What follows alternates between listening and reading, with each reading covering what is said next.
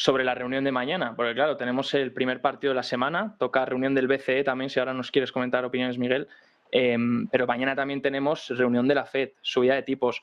Hombre, parece ser, ahora mira, estábamos mirando antes las probabilidades, parece ser que todo apunta a 50 puntos básicos. Mi opinión personal, que obviamente no sé lo que pasará, pero mi opinión personal es que no tendría sentido que la FED, cuando ya se han descontado esos 50 puntos básicos, fuese a por menos, a menos que viese una recesión grande venir, que no creo que sea el caso todavía, pero si esos 50 puntos básicos salen, creo que lo importante ya no va a ser tanto la magnitud de las subidas, sino qué nos comunican, o qué tasas terminales nos comentan, o qué trayectoria hay para el año 2023. No sé tú cómo lo ves, Gustavo, ¿qué estás esperando en la reunión de mañana?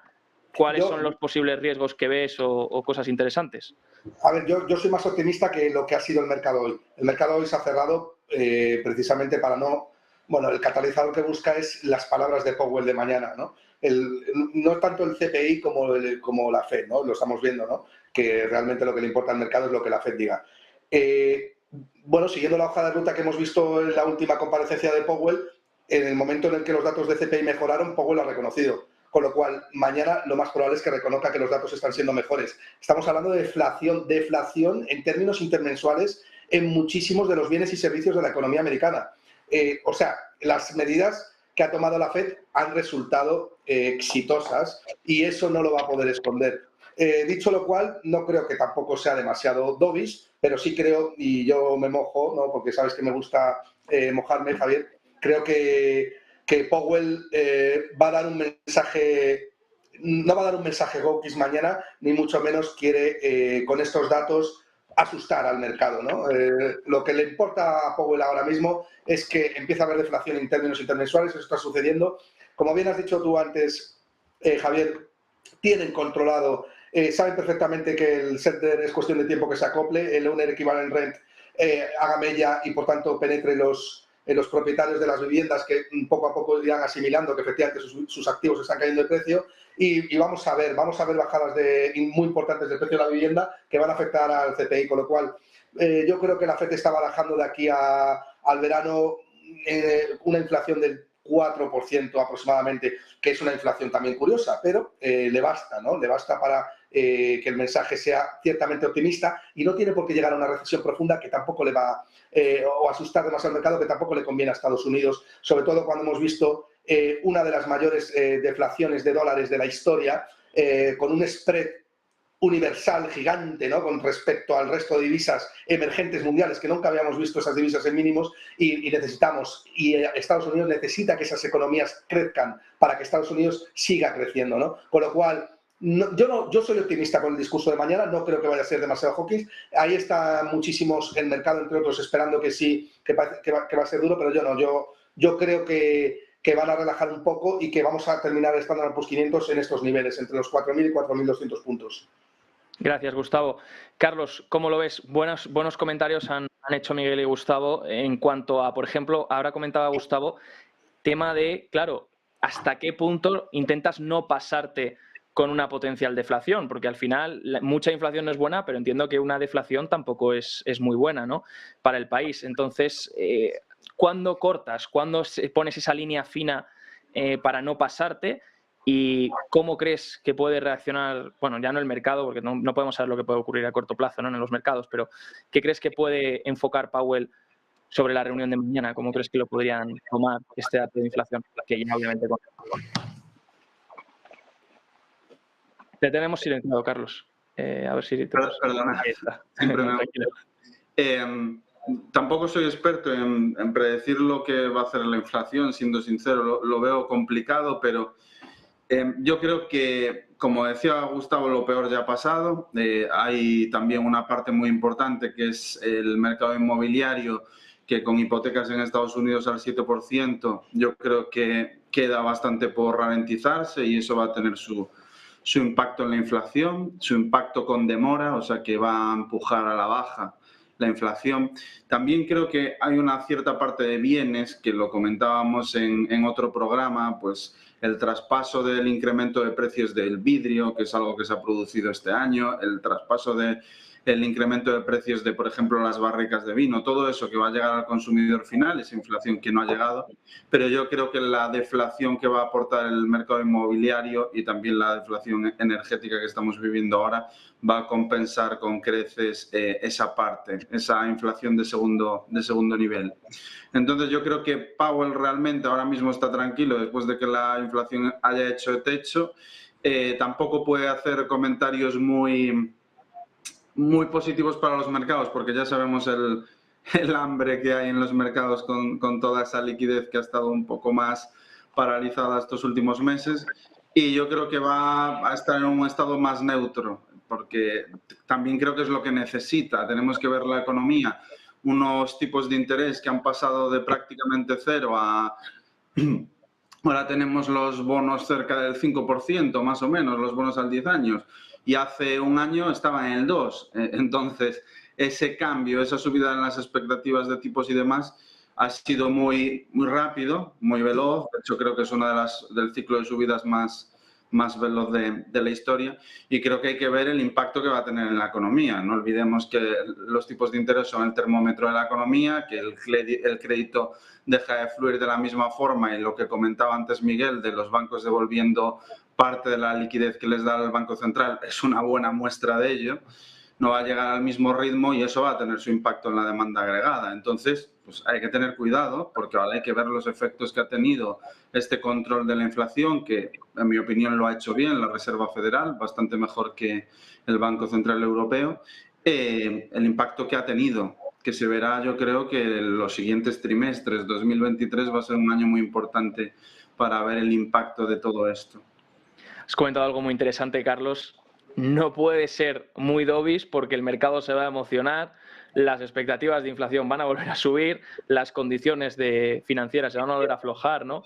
Entonces, tiene ahí un duro trabajo. No me gustaría estar en la piel de Powell mañana para comunicar algo que en realidad es bueno para ellos, pero que no quieren tampoco que el mercado se caliente, ¿no? Miguel, ¿cómo ves esto? ¿Opinas como ha dicho Carlos? Sí, pero dejadme que haga un pequeño Sí, claro. matiz previo. Mirar, el problema del Banco Central Europeo con respecto a la Reserva Federal es que yo creo que si hubiese sido por el Banco Central Europeo no hubiese tocado los tipos de interés. Es decir, la situación económica en Europa no tiene nada que ver con la americana. Aquí, además, la inflación es una inflación por defecto de oferta, mientras que la americana es por exceso de demanda, que no tienen nada que ver, se atacan de diferente manera. Además, la nuestra tiene un grave problema, no se ha demostrado nunca qué sistema de ataque eficaz tiene, dado que lo que tiene es un defecto de productos y por lo tanto la única manera es incrementarlo. En nuestro caso era el petróleo y la situación es muy complicada. Dicho ya de eso, y como antes de hablar de Powell, el problema viene de... O sea, yo ya he dicho que los operadores lo que están haciendo, a mi entender, es descontar de que el tema de la inflación está controlado, ¿de acuerdo? No significa que yo lo piense, sino que yo intento interpretar al mercado para de esa manera intentar interpretar qué posiciones puedo tomar yo, porque mis posiciones de luego son completamente irrelevantes a las que tome un operador americano, que puede mover miles de millones en un día. Ya me gustaría a mí poder hacer yo eso. Pero bueno, entonces, la gran problemática que se nos genera aquí es, oye, la inflación está, los operadores dicen que la inflación se olvidan de ello, pero la inflación va a seguir, porque es la inflación de segunda ronda, que es la más dura y la más difícil de controlar. Es decir, toda la gente lo que ha hecho es que ha disminuido sus márgenes con el propósito de no perder cuota de mercado. Pero antes o después la presión misma de los mismos trabajadores, además de ellos que quieran mantener sus márgenes, le va a obligar a subir los precios.